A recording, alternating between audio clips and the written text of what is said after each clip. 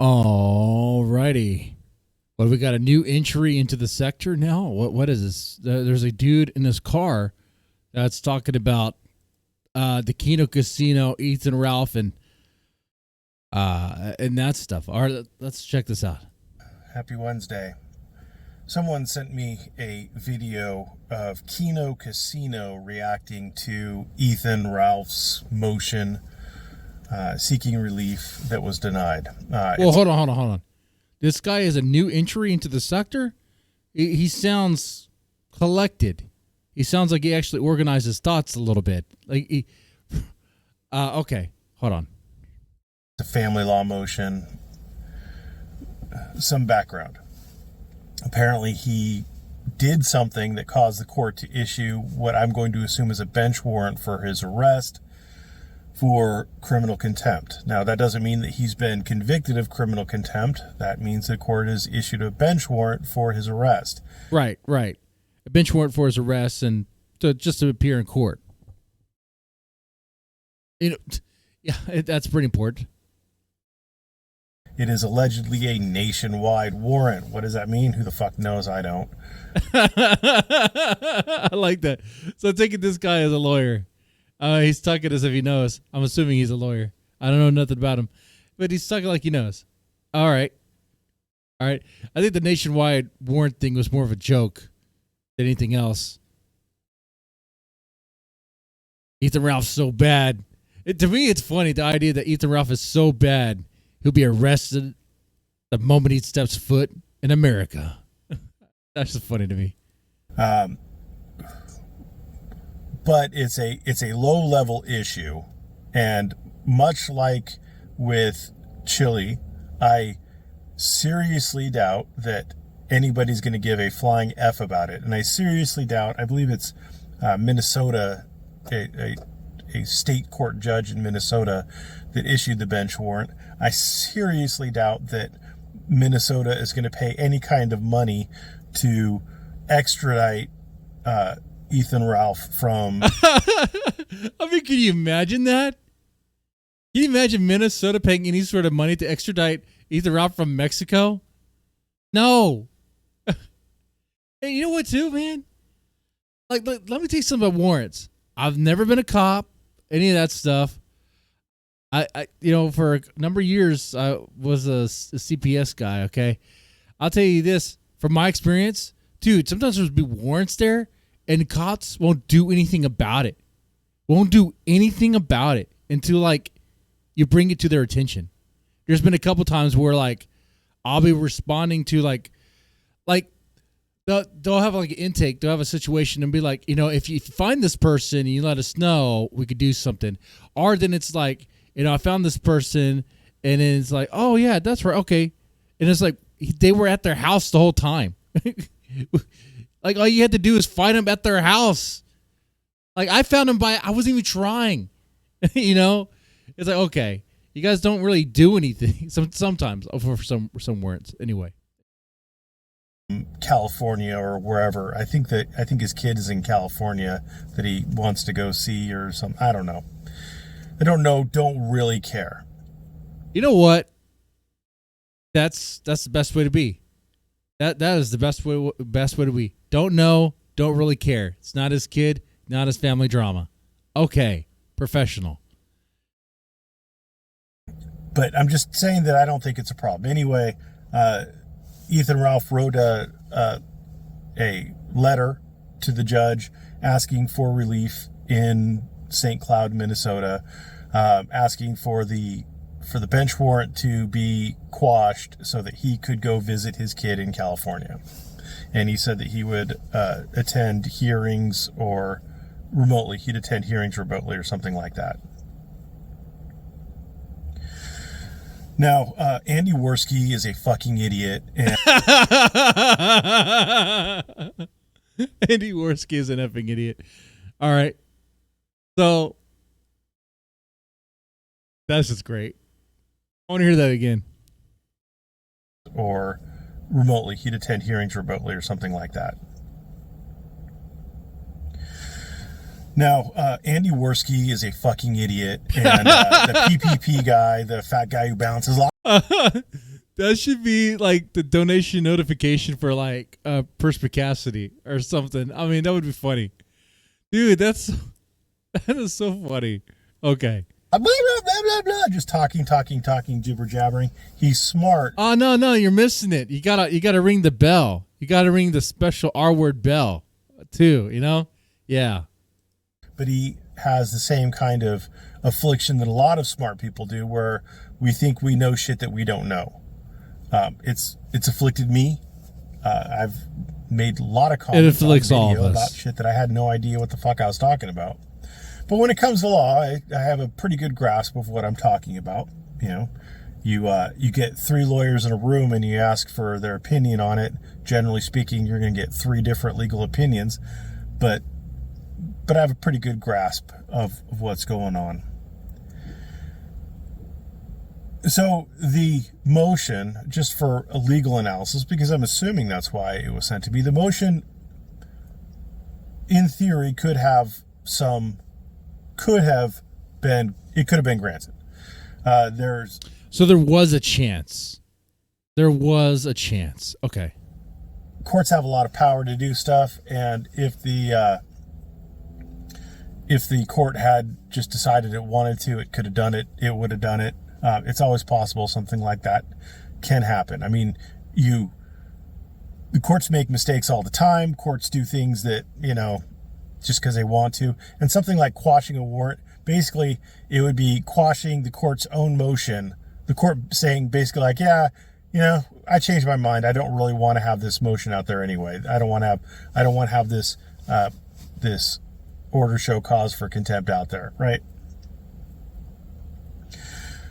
So, it's the court asking for it. The court could quash it. It could happen. So it wasn't unreasonable to ask for it. And the format of it isn't an unreasonable format. I don't practice law in Minnesota, but I've seen a lot of pro per kind of filings like that. You know what?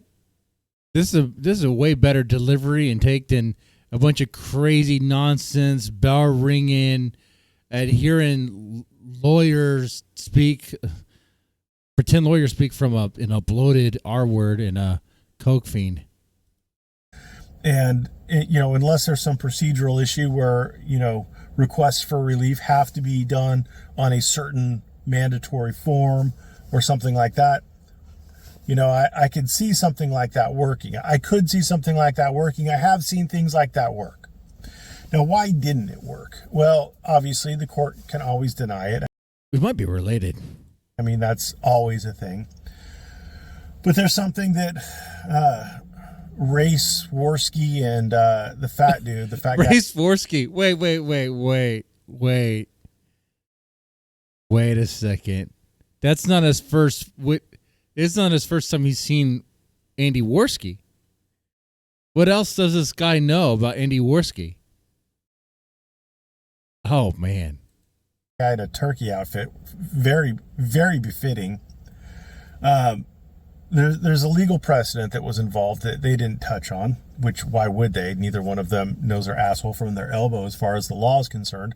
But it's called. Oh, and you know what? The important thing there too, PPP can't even wipe his own asshole. He can't even reach. He uses a special brush, a sort of brush you would use for cleaning a toilet. Dude, I'm just being. Think about it. He can't. He's so big. No, you know what? Let's not think about it. It's called the fugitive disentitlement doctrine. It's federal. It's California. I'm going to assume that it is Minnesota as well. And that's basically saying that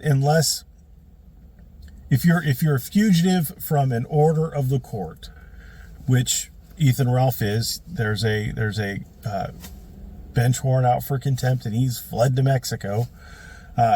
You can't seek relief from that court without actually appearing in front of that court. So had he shown up in person to that Minnesota court, there would have been the son has decided to make an appearance. There would have been a nice effect there. It's like a Michael Bay movie right now. That's what's going on. Much better chance for success on the motion.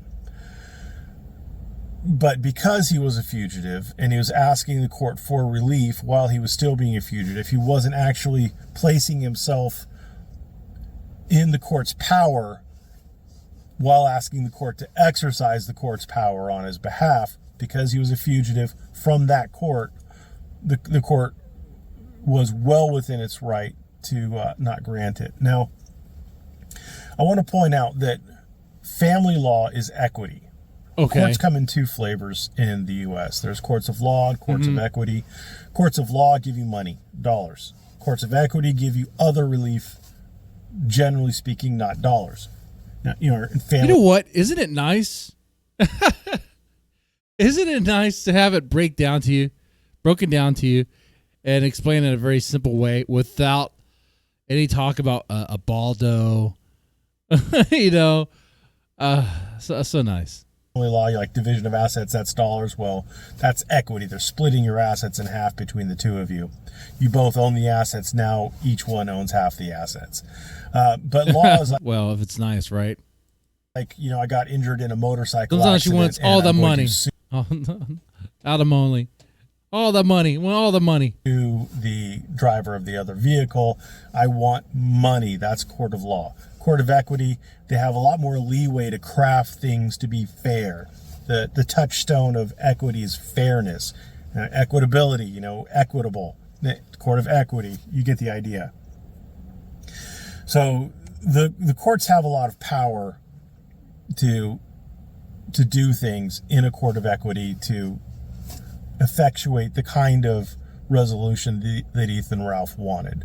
So again, I think the real problem was that he was a fugitive, asking the court that he was a fugitive from for affirmative relief without actually submitting to the power of the court. Yeah, right? Because the court, that there's some business that they need to resolve. There's business they need to resolve for real.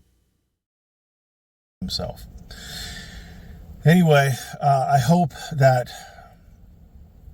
is the kind of answer the person who gave me the video was interested in. Kino Casino is fucking terrible to watch. Okay. Well, explain why. It's a bunch of people who take great joy in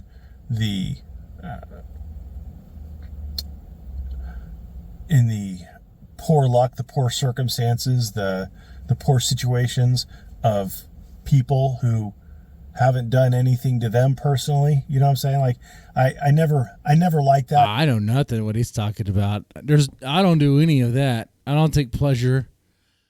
Yeah. Kino Casino definitely takes. That's what they do. That's what they do 100%, right? They take pleasure out of the misery of others. For sure. But a lot of it's... Let me tell you something, man.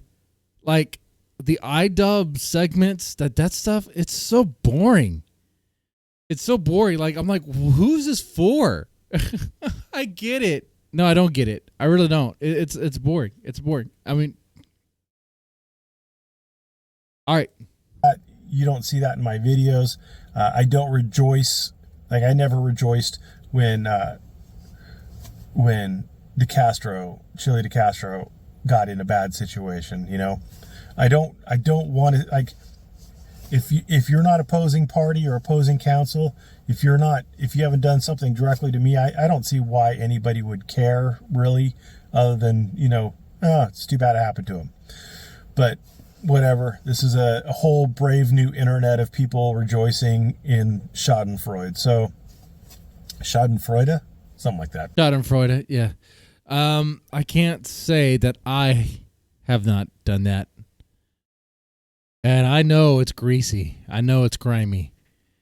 And sometimes I have to distance myself from it. Sometimes I got to take a little break. Okay. But yeah, Kino Casino most definitely is garbage. I 100% agree with that. 100% agree. All right. A reasonable, well thought out take. That isn't like, too, part of the reason why the Kino Casino delivers their takes the way they do is because that's kind of what their viewership wants. Like, there's a lot of viewers out there, I guess, on YouTube that really want the over the top like, I don't know hyperbole at that point. It's like an exaggeration of itself. It doesn't make any sense. It's like the Alex Jones of the sector. Okay, except Alex Jones is right sometimes. Okay? I mean, there are lizard people here. I might be one of them. Well, the reason why it's taking me so long to work my top-notch lizard game is because there's secrets bedded inside to help fight the lizard draconian globalists. Okay? I just want you guys to know. You probably forgot that I was working on that game that has like DOS graphics. But yeah. Anyway, with that said, yeah, man, I thought this was cool. I enjoyed watching this. I don't know anything about this Mirror Beast, but cool video. I'm just a reaction channel for drama now. That's what I do. If there's any other drama you want me to react to, you know what to do, man. You could shove it up. No, you can send it to me.